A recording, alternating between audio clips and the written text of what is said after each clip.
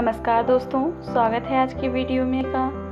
दोस्तों, हरतालिका तीज का नाम सुनते ही महिलाओं एवं लड़कियों को एक अजीब सी घबराहट होने लगती है कि यह बहुत ही कठिन व्रत है, इसको हम कैसे करें, इसकी पूजा विधि क्या है।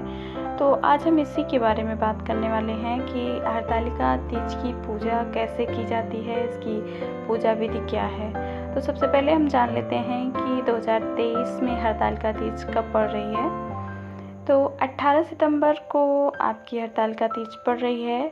पूजा का मुहूर्त 18 सितंबर सुबह 6:05 से 8:34 पर है सुबह का पूजा। और भाद्र माह के शुक्ल पक्ष की तृतीया तिथि के दिन यह व्रत मनाया जाता है। इसमें आप भगवान शिव, पार्वती और गणेश जी की पूजा कर सकते हैं। इसमें विशेष रूप से शिव जी की पूजा की जाती है। हरतालिका तीज का महत्व क्या है, हम अब इसके बारे में जान लें। पहले हरतालिका तीज का व्रत हिंदू धर्म में सबसे बड़ा व्रत माना जाता है। यह तीज का त्यौहार भादों की शुक्ल तीज को मनाया जाता है। खासतौर पर महिलाओं द्वारा यह त्यौहार मनाया जाता है। कम उम्र की लड़कियां भी यह व्रत कर सकती हैं। व्रत श्रेष्ठ माना जाता है, बहुत ही इसका लाभ होता है। हरतालिका तीज में भगवान शिव, माता गौरी एवं गणेश की पूजा विधिवत करने से महिलाओं एवं लड़कियों को बहुत ही लाभ मिलता है। कहते हैं यह व्रत करने से अखंड सौभाग्य की प्राप्ति होती है। कुंवारी लड़कियां यह व्रत मनचाहा वर प्राप्त करने के लिए रख सकती हैं। तो इस व्रत का हरतालिका नाम क्यों पड़ा, इसके बारे में अब हम बात करेंगे। माता गौरी के पार्वती रूप में शिव जी को पति रूप में चाहने के कारण जिसके कारण उन्हें बहुत ही कठिन तपस्या करनी पड़ी थी। उस वक्त पार्वती जी की सहेलियां उन्हें अगवा करके ले गई थी। इस कारण इस व्रत को हरतालिका कहा जाता है, क्योंकि हरत का मतलब होता है अगवा करना और आलिका का मतलब होता है सहेली। तो सहेलियों द्वारा अपहरण करना, इसलिए इसका नाम हरतालिका पड़ा। शिव जैसा पति पाने के लिए कुंवारी कन्याएं इस व्रत को विधि विधान से कर सकती हैं। तो हरतालिका तीज क्यों मनाई जाती है, अब हम इसके बारे में बात कर लेते हैं। हरतालिका तीज भाद्रपद माह की शुक्ल पक्ष की तृतीया तिथि को मनाया जाता है। यह आमतौर पर अगस्त या सितंबर के महीने में पड़ती है। इसे गौरी तृतीया नाम से भी जाना जाता है। इस वर्ष 18 सितंबर को यह मनाई जाएगी।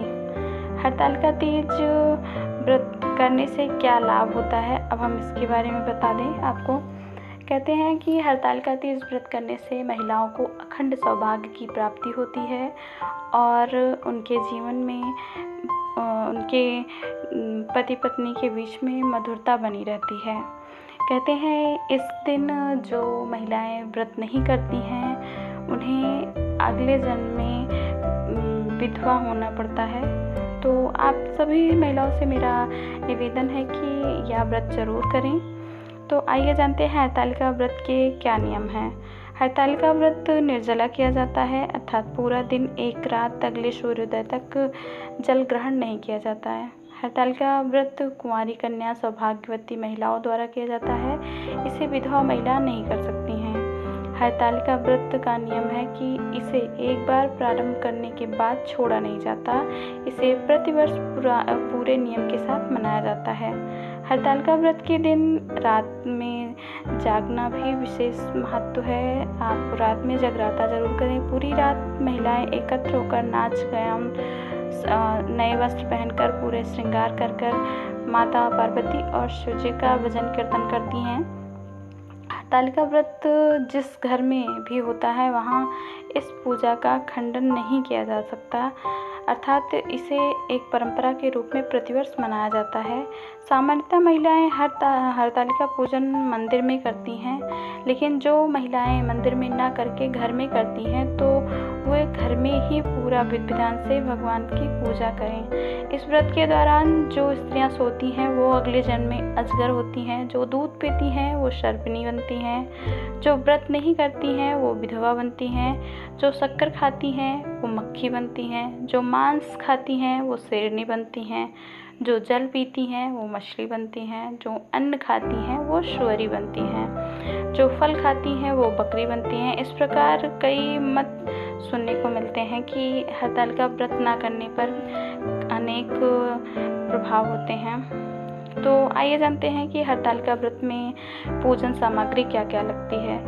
फुलेरा विशेष प्रकार से फूलों से सजा होता है। गीली काली मिट्टी अथवा बालू रेत, केले का पत्ता, सभी प्रकार के फल, फूल, पत्ते, बेलपत्र, समीपत्र, धतूरे का फल, फूल, आक व तुलसी मंजरी, आप जो भी फल ला पाएँ, जनेऊ, वस्त्र, माता गौरी के लिए पूरा सुहाग का सामान जिसमें चूड़ी, बिछिया, काजल, बिंदी, कुमकुम, सिंदूर, कंघी, महावर, मेहंदी, अन्य आपके पास जो सुहाग की सामग्री इकट्ठा हो आपके सामर्थ्य के अनुसार, घी, तेल, दीपक, कपूर, कुमकुम, सिंदूर, अबीर, चंदन, श्री, कलश और फल, पंचामृत, घी, दही, शक्कर, दूध आदि जो आपके पास हो। हरतालिका तीज की पूजन विधि क्या है, अब हम इसके बारे में जानते हैं। हरतालिका तीज पूजन प्रदोष काल में किया जाता है। प्रदोष काल अर्थात दिन रात के मिलने का समय। हरतालिका पूजन के लिए शिव पार्वती एवं गणेश जी की प्रतिमा बालू रेत या काली मिट्टी से आप बना लें। फुलेरा बनाकर उसे सजा लें। उसके भीतर रंगोली डालकर उस पर पटा अथवा चौकी रख दें। चौकी पर एक सतिया बनाकर उस पर थाल रखते हैं। उसी थाल में केले के पत्ते को रखते हैं। तीनों प्रतिमाओं को केलों के पत्ते पर आसीन किया जाता है।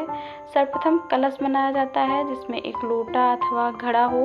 उसके ऊपर श्रीफल रखते हैं अथवा एक दीपक जलाकर रखते हैं। घड़े के मुंह पर लाल धागा यानी कलावा बांध दें। घड़े पर सतिया बनाकर उस पर अक्षत चढ़ाएं। कलश का पूजन किया जाता है। सबसे पहले जल चढ़ाते हैं, उसके बाद कलावा बांधते हैं, कुमकुम, हल्दी, चावल चढ़ाते हैं, फिर पुष्प चढ़ाते हैं।